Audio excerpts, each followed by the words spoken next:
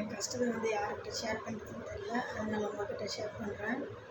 என்ன கஷ்டம்னு பார்த்தீங்கன்னாக்கா, என்ன சொல்கிறது, கஷ்டம் எல்லாருக்கும் இருக்குது தான். யாருக்கும் கஷ்டம் இல்லாத மனுஷன் யாருமே இல்லை, உலகத்திலேயே இல்லை. கோடி கோடியாக இருக்கிறவங்க எல்லாருக்கும் ஒரு கஷ்டம் இருக்கும்.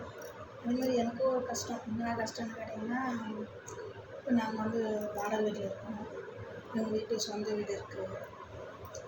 அதில் என்ன சொல்கிறது, எங்கள் வீட்டில் வாடகை வீட்டிலேருந்து சொந்த வீட்டுக்கு போகலாம் அப்படின்னு சொல்லிட்டு போனோம்.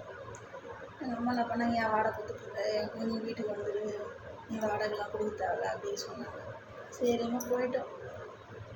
போயிட்டு என்ன சொல்கிறது, சரி வாடகை வீட்டில் தான் பிரச்சனைன்னு சொல்லிட்டு சொந்த வீட்டுக்கு போனோம்.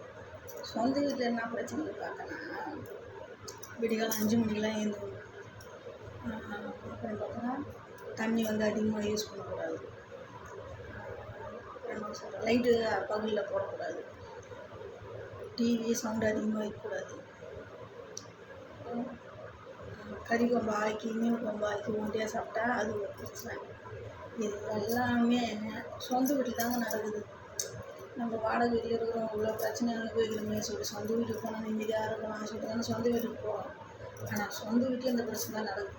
அவசரம் ஆச்சுன்னா மாதம் வாடகை கொடுத்துட்டு அவன் பாட்டுன்னு போயிடுவான்.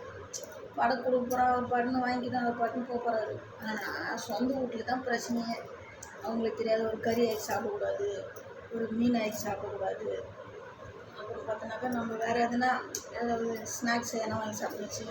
பால் ஒண்டியாக இதுன்றா பேர் ஆள் இருக்கிறாங்களா இல்லை எதுவுமே கொடுத்துருவோம். வாங்கிட்டு வந்தோடனே அவங்களுக்கு தனியாக வாங்கிட்டு கொடுத்துருவோம். கொடுத்துட்டு துணுக்கிட்டு ஒண்டியாக துண்டுறாங்க, இந்தான்னு கூட ஒரு கொடுக்கல அப்படின்வாங்க.